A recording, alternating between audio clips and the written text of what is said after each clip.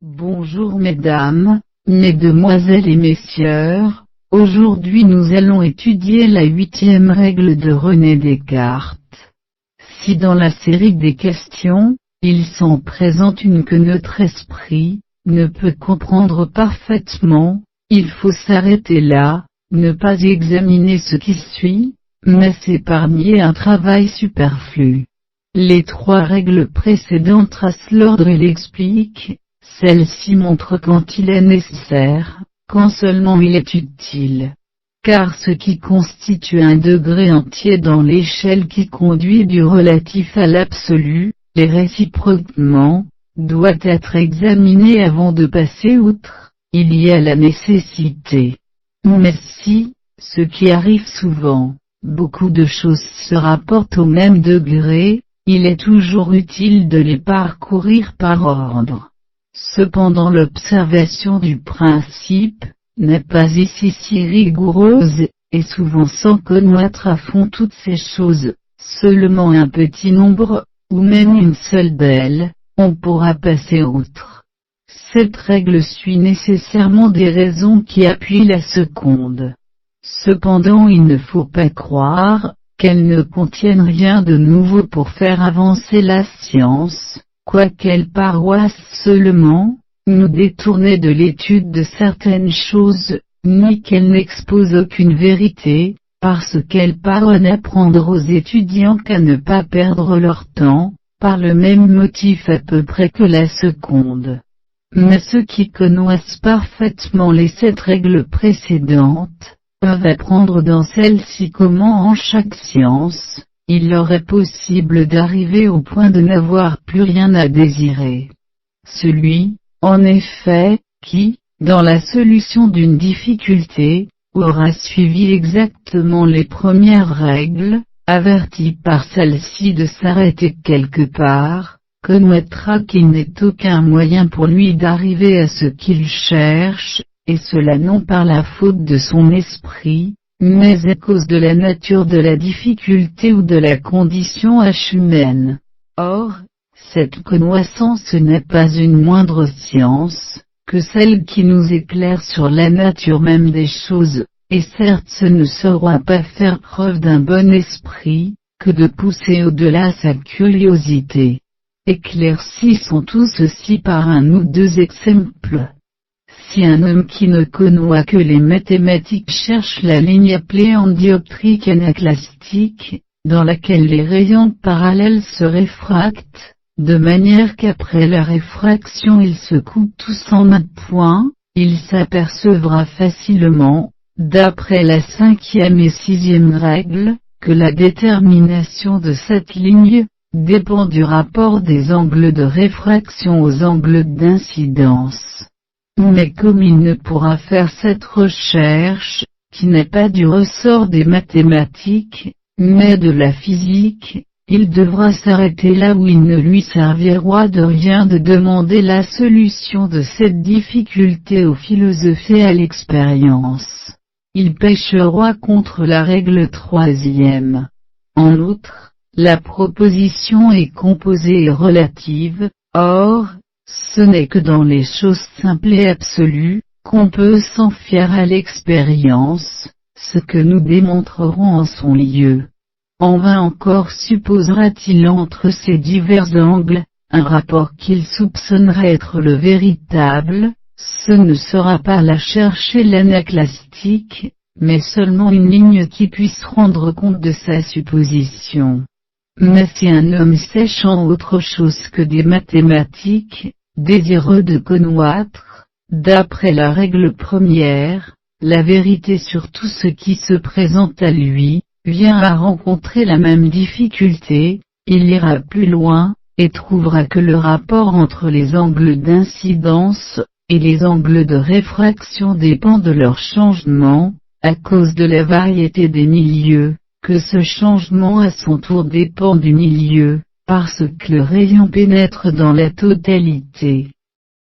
du corps diaphane, il verra que cette propriété de pénétrer ainsi un corps, suppose connue la nature de la lumière, qu'enfin pour connaître la nature de la lumière, il faut savoir ce qu'est en général une puissance naturelle, dernier terme et le plus absolu de toute cette série de questions.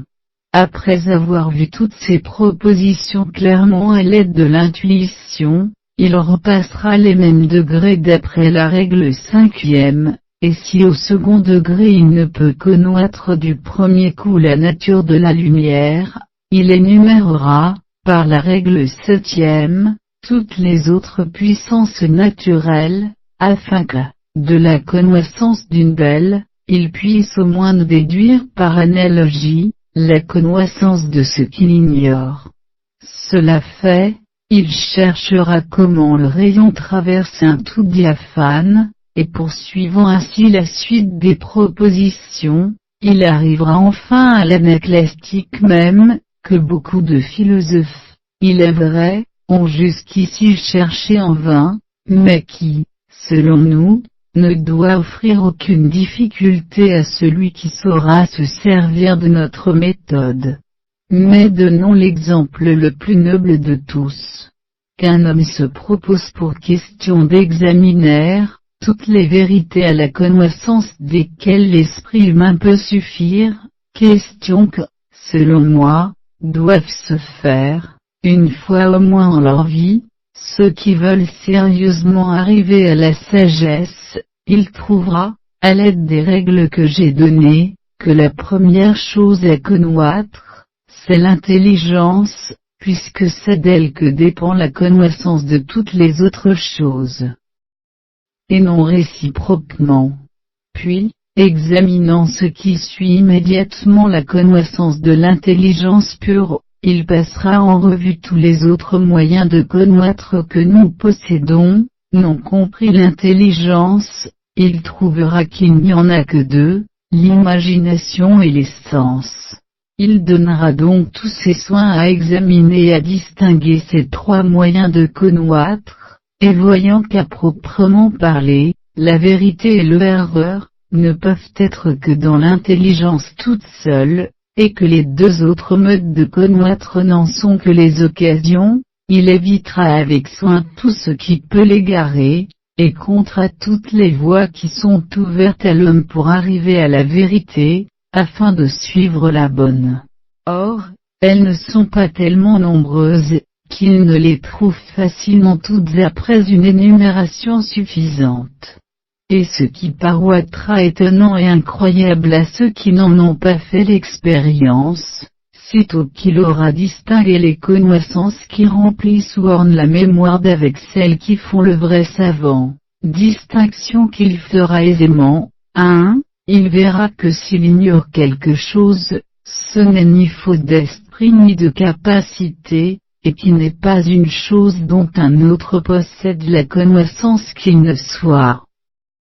capable de connaître comme lui, pourvu qu'il y applique convenablement son attention. Et quoiqu'on puisse souvent lui présenter des questions, dont notre règle lui interdise la recherche, comme il verra qu'elle dépasse la portée de l'esprit humain, il ne s'en croira pas pour cela plus ignorant qu'un autre, mais ce peu qu'il saura, c'est-à-dire que personne ne peut rien savoir sur la question, devra, s'il est sage, satisfaire pleinement sa curiosité. Or pour ne pas rester dans une incertitude continuelle sur ce que peut notre esprit, et ne pas nous consumer en efforts stériles et malheureux, avant d'aborder la connaissance de chaque chose en particulier, il faut une fois en sa vie s'être demandé quelles sont les connaissances que peut atteindre la raison humaine. Pour y réussir, entre deux moyens également faciles, il faut toujours commencer par celui qui est le plus utile.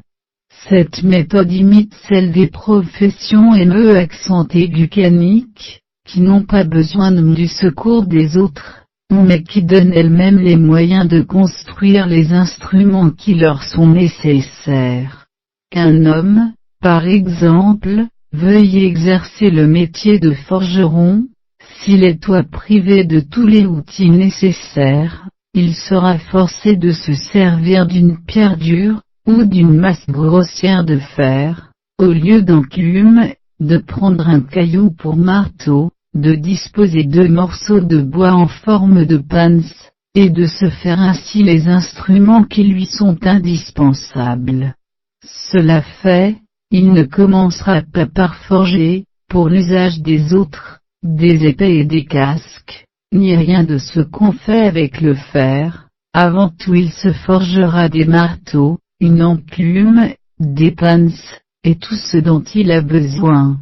De même, ce n'est pas à notre début, avec quelques règles peu éclaircies, qui nous sont données par la constitution même de notre esprit plutôt, qu'elles ne nous sont enseignées par l'art, qu'il faudra de prime abord tenter de concilier les querelles des philosophes, et résoudre les problèmes des mathématiciens. Il faudra d'abord nous servir de ces règles pour trouver ce qui nous est le plus nécessaire à l'examen de la vérité, puisqu'il n'y a pas de raison, pour que cela soit plus difficile à découvrir, qu'aucune des questions qu'on agite en géométrie, en physique, ou dans les autres sciences. Or, ici il n'est aucune question plus importante à résoudre, que celle de savoir ce que c'est que la connaissance humaine, et jusqu'où elle s'étend, 2 choses que nous réunissons dans une seule et même question,